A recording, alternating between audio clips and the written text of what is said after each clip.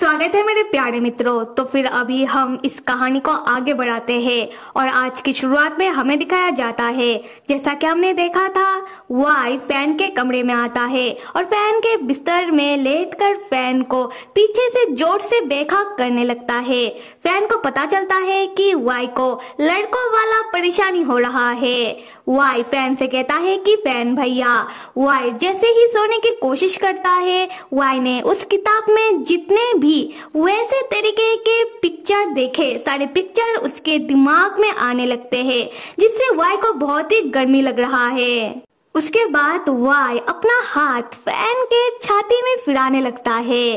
Fan यहाँ irritate होकर चिल्लाते हुए कहता है कि वाई, अगर तुम्हें इतना ही गर्मी लग रहा है तो पहले तो तुम अपना हाथ हटाओ और मुझसे चिपकना बंद करो। वाई कहता है कि इस घर में फैन के अलावा और है ही कौन, तो वाई जाकर और किससे चिपके। उसके बाद वाई फैन के गर्दन को सूंघने लगता है और फैन से कहता है कि फैन भैया, आपसे तो बहुत ही सुंदर खुशबू आ रहा है।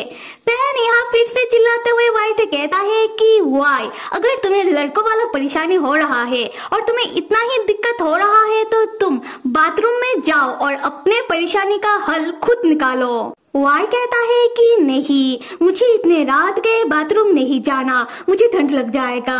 फिर वाई फैन से मदद मांगने लगता है। वाई कहता है कि फैन भैया, मेरा मदद कर दो, क्योंकि मैंने कभी भी अपने परेशानी का हल खुद नहीं निकाला, क्योंकि मुझे अपने परेशानी की इस हल को खुद निकालना आता ही नहीं।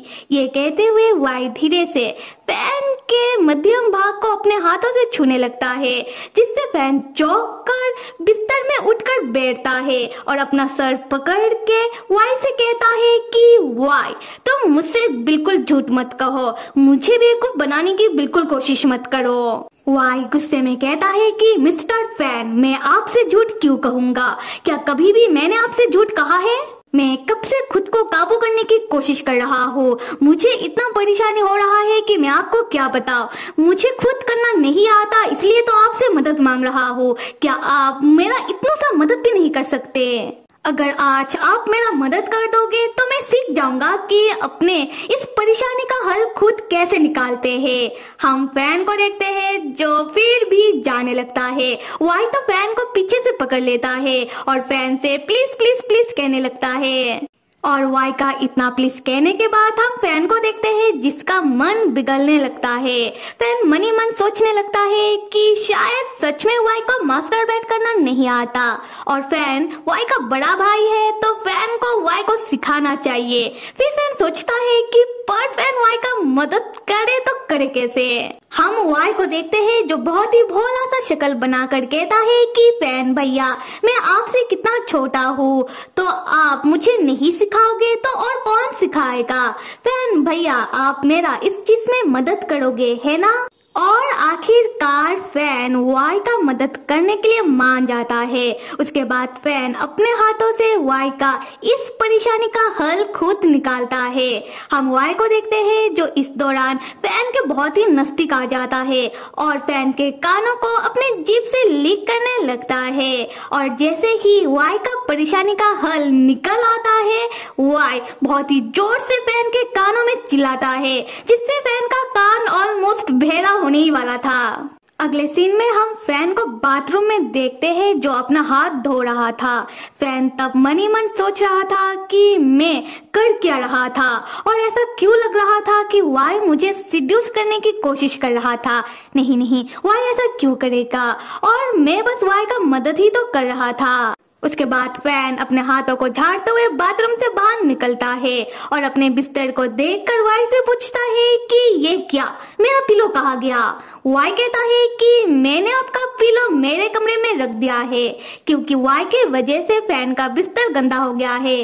तो वाई चाहता है कि आज रात फैन वाई के कमरे में ही सो जाए। उसके बाद वाई कहता है कि कल मैं हाउसकीपर को कह दूंगा कि वो आकर आपके बिस्तर के चद्दर को धो दे। ये सुनते ही फैन अपने बिस्तर के चद्दर को अपने हाथों में ले लेता है और वाई से कहता है कि नहीं नहीं, मैं अपने बिस्तर का चद्दर खुद ही धोऊंगा। अगर कोई इस गंदगी को देख ले तो वो क्या सोचेगा? उसके बाद हमें कुछ देर बाद का सीन दिखाया जाता है जहां फैन अपना काम निपटा कर वाई के कहने पर वाई के कमरे में आता है, जहां फैन देखता है कि वाई तो पहले से ही सो गया है। फैन वाई को देखकर मन ही मन सोचने लगता है, वाई सो चुका है। वाई सोते वक्त कितना प्यारा और मासूम सा लगता है, पर सिर्फ सोते वक्त। जैसे ही जाग जाता है बस मेरा दिमाग खाने लगता है। उसके बाद फैन बचपन वाले वाई को याद करते हुए मन ही मन कहता है कि बचपन में वाई और ज्यादा मासूम लगता था। उसके बाद फैन वाई के बगल में बैठकर लेटने लगता है और वाई को देखकर कहता है कि वाई, मुझसे मदद मांगने से अच्छा होता कि तुम जल्दी ही सो जाया करो। फिर फैन वाई को गुड नाइट कह के सो जाता है और हम देखते हैं कि जैसे ही फैन सो जाता है वाई जाग जाता है, क्योंकि वाई सोया ही नहीं था। वाई तब फैन की ओर गौर से देखने लगता है और फैन के कानों को अपने हाथों से सहलाने लगता है। फिर वाई फैन के बालों में किस करता है और धीमे आवाज में फैन से कहता है कि फैन भैया, आप कितने बेवकूफ हो, लगता है कि ये तरीका उतना काम नहीं किया। अगली बार आपको काबू में लाने के लिए तगड़ा कुछ करना होगा।